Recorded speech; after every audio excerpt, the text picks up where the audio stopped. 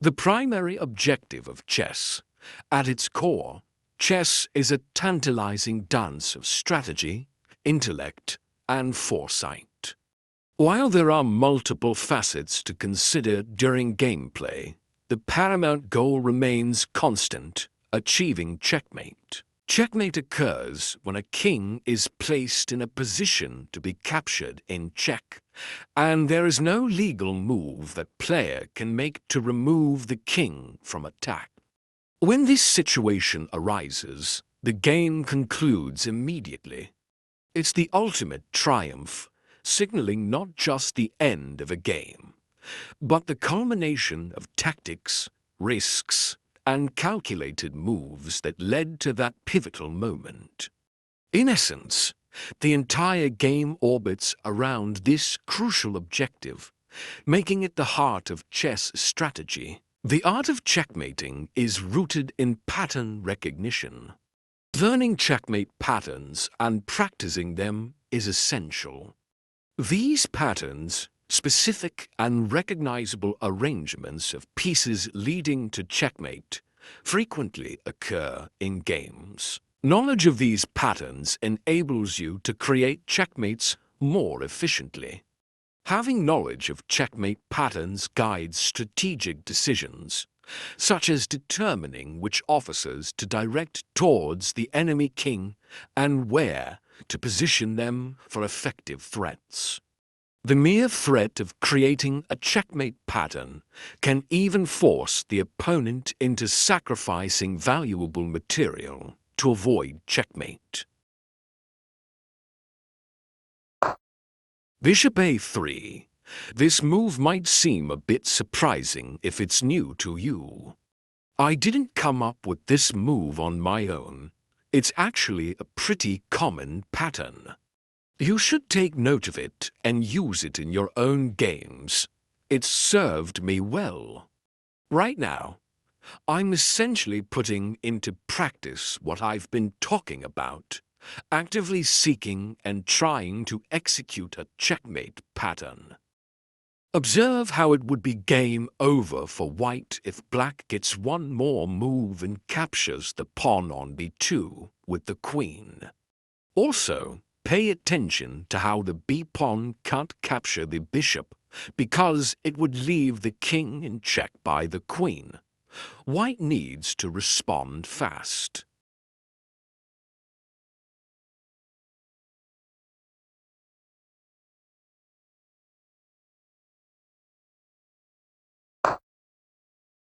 White covers the b2 square with their knight.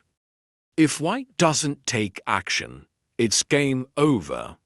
This is a fairly common checkmate pattern.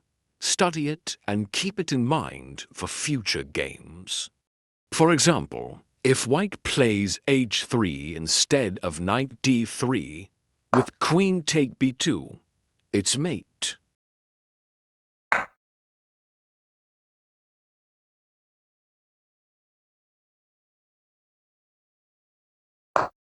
The game continued with d5. The move d5 might appear a bit obscure, but it's all about the light-squared bishop. The only obstacle standing between us and the checkmate on b2 is that pesky knight on d3. None of our pawns can attack the knight, but the bishop certainly can. So let's maneuver that d-pawn out of the way, allowing the bishop to enter the scene and eliminate that defender. This clears our path toward achieving checkmate on b2.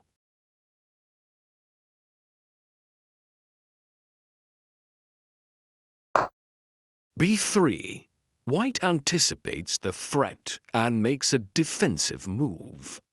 We can no longer capture the b-pawn and deliver checkmate, which means we need to adjust our plans. In this position, we must find and execute a new checkmate pattern, as the previous one does not work anymore. Or does it?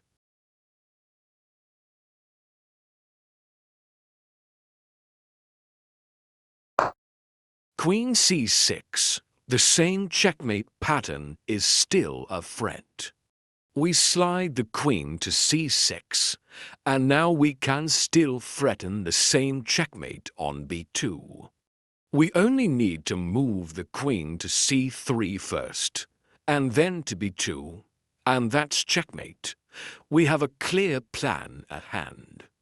By moving the pawn to b3, white has significantly weakened the dark squares around their king. When I say weakening the dark squares, I mean that white cannot guard these squares with any pawns, and they don't have a dark squared bishop to protect them either. This makes it much easier for our queen to infiltrate the enemy king's castle.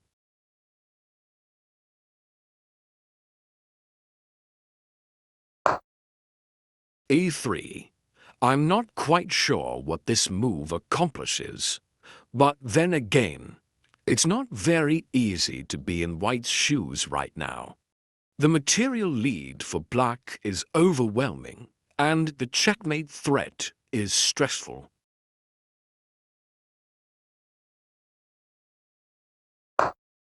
Bishop f5, our plan from earlier, is set in motion. We still need to eliminate the knight on d3, as it is blocking our access to the potential checkmate square on b2. Using our bishop is the fastest way to eliminate the knight, which serves as an important defender.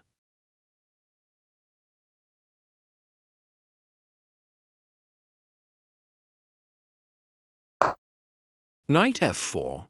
White blunders and voluntarily removes his only defender of the b2 square, making our job even easier. We now have a forced checkmate into moves.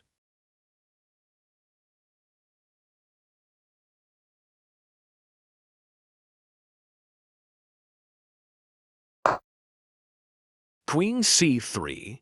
We are just one move away from executing the checkmate we had in mind throughout these moves.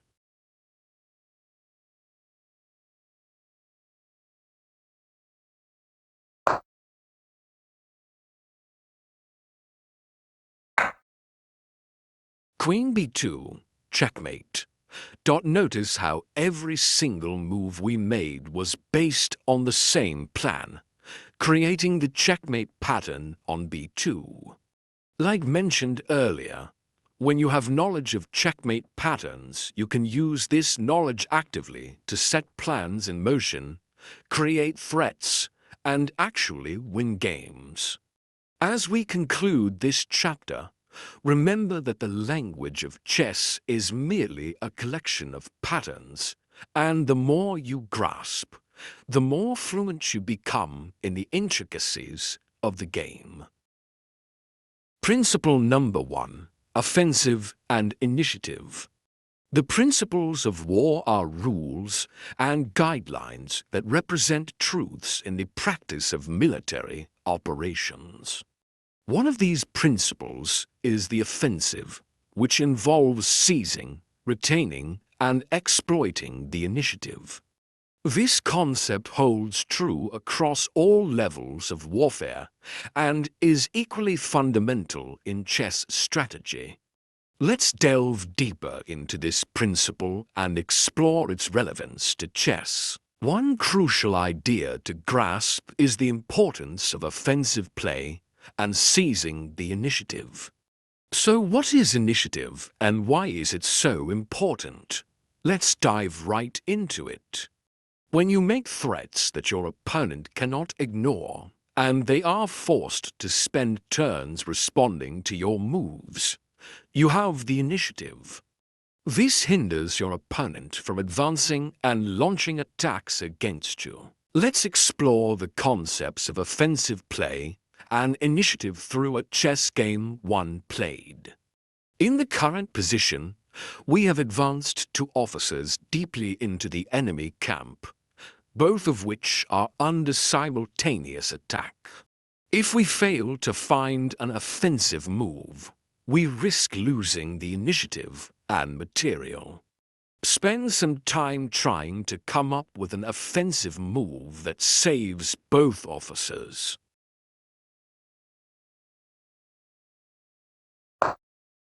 This move was found by utilizing the check, capture, threat method, which is effective not only for uncovering tactics, but also for locating offensive moves in general. With no effective checks or captures in the position, we shift our focus to threats. No checkmate threats are immediately achievable, so we try to find important officers to threaten instead. This move serves a dual purpose. It blocks the enemy rook from attacking our queen and, more importantly, it threatens the enemy queen. It's worth noting that capturing the knight with the d-pawn is not an option for our opponent, as it would expose an attack on their unprotected queen. By making this knight move, we maintain the initiative because the opponent cannot ignore our threat without losing their queen. They are forced to safeguard the queen, allowing us to persist in advancing and launching attacks. In the process of searching for threats, I also became aware of a potential checkmate pattern that quickly becomes relevant if the opponent blunders.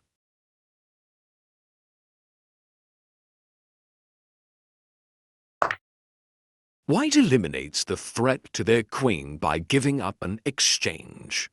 This means they trade a heavy officer rook for a light officer, in this case, a knight.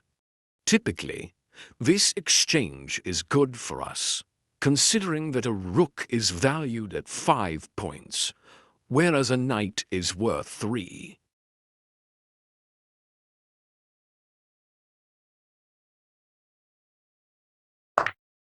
Believe it or not, but our queen is actually safe in this position due to a common checkmate pattern known as the back rank mate, which you soon will learn more about in a dedicated section. Notice how defending ourselves through an offensive move worked in our favor. We not only retained the initiative and preserved material, but also won an exchange in the process.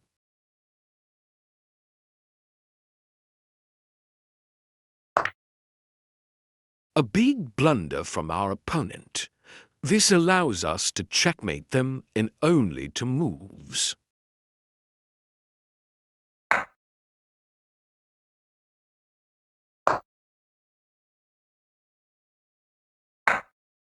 This checkmate is called the back rank mate because it occurs on the enemy's back rank.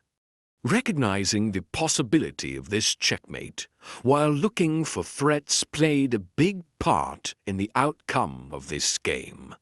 This highlights the significance of expanding your checkmate pattern repertoire, as it not only enables you to deliver more checkmates, but also aids in discovering offensive and tactical moves that help you make threats, advance, and control the flow of the game. Another principle of war that translates well into chess is the element of surprise. Surprise, resulting from the deliberate or unexpected introduction of the unforeseen, can play a significant role in chess, especially when it comes to tactics. Initially, there's a sense of shock, followed by the sinking feeling of impending doom as you realize you're losing material and likely the game. These emotions can be painful and undoubtedly impact your morale. The loss of morale makes it challenging to be resourceful and creative, qualities crucial in finding counterattacks and saving lost positions. Surprise, therefore, can be likened to a two-edged weapon. On one side, it can cause significant initial damage to the opponent, and on the other, it can affect their morale, potentially throwing them into confusion and making their destruction possible before they regain composure. However, achieving surprise often requires an element of luck, catching the opponent off guard. Let's delve into the principles of surprise and luck through one of my recent Blitz games, where a significant portion of unself-created luck played a role. A huge blunder by white as it allows checkmate in one. In this case, we created our own luck by placing the queen and bishop in a well-known checkmating formation known as a battery. You will learn more about the battery in a dedicated section. With f3, defends white against the checkmate threat.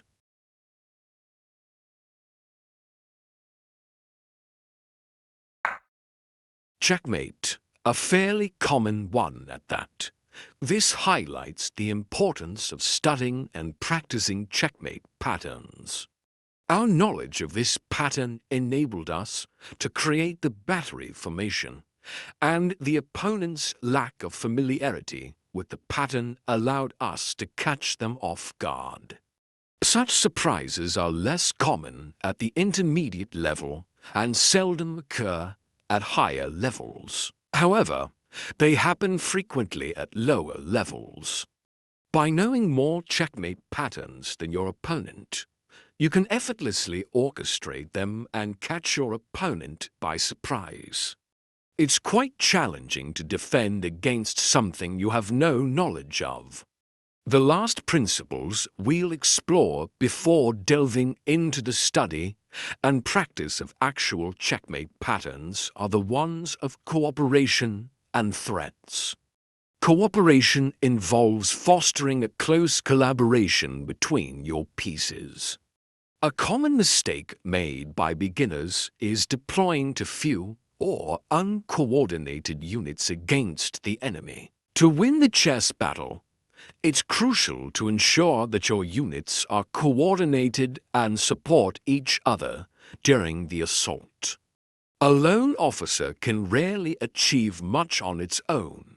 It needs support from other units. A checkmate attempt typically requires a minimum of 2 pieces, but involving more units significantly enhances your chances of success, as they can support the attack or even sacrifice themselves in pursuit of the objective. When coordinating your pieces, have them support one another and aim toward a common target. The most powerful target and threat, of course, is the enemy king and his castle. If you direct multiple units toward the same target, you usually create powerful threats and opportunities for tactics or captures. Study the position on the board and take note of how 3 powerful officers are directly targeting the enemy king and his castle. This is a formidable force. No captures are available yet, so see if you can identify quick ways to involve even more officers in the attack. We discussed this move earlier, and it's the optimal choice in this position. Well done if you identified it. The knight on c2 is currently threatening our rook, but why care about that when this move threatens checkmate in 1 on g7? The g-pawn can't capture the bishop because it would expose the king to check by our queen, also known as a pin.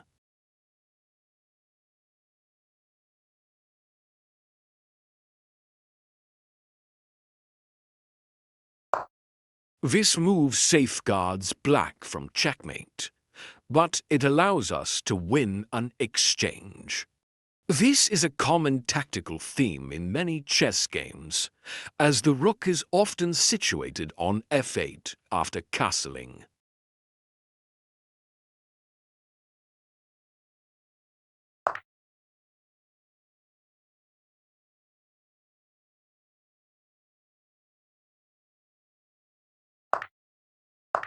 Thanks to the excellent cooperation among our officers, we can continue making significant threats to our opponent.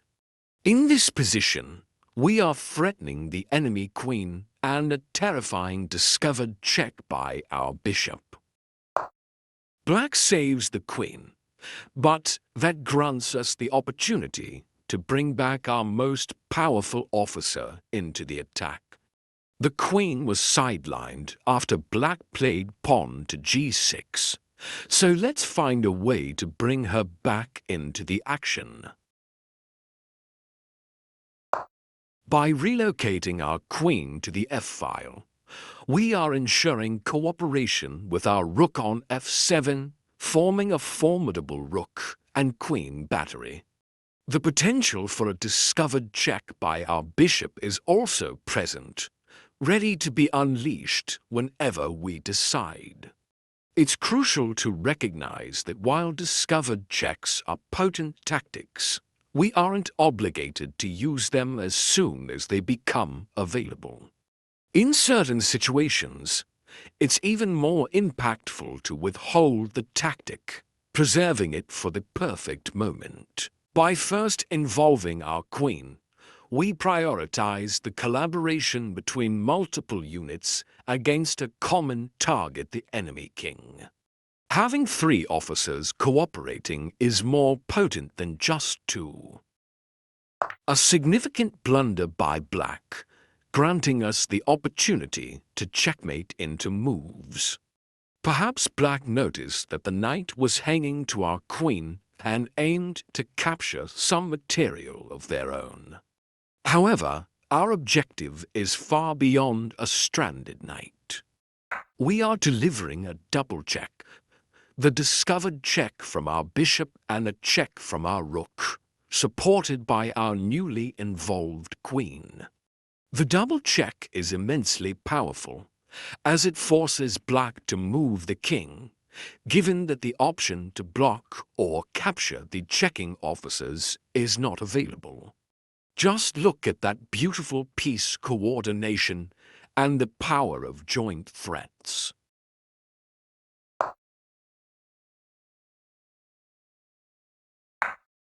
Checkmate.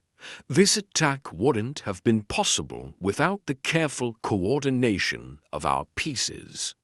We had 4 officers aiming at the same target before launching the attack.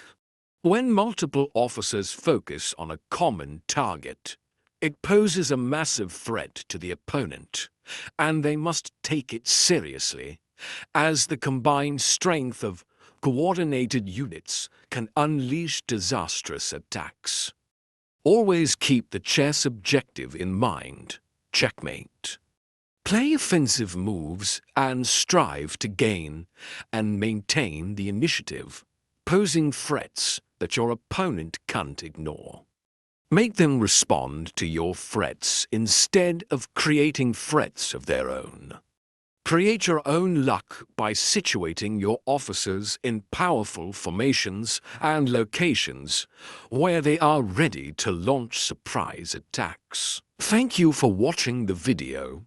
Please like, share, and subscribe.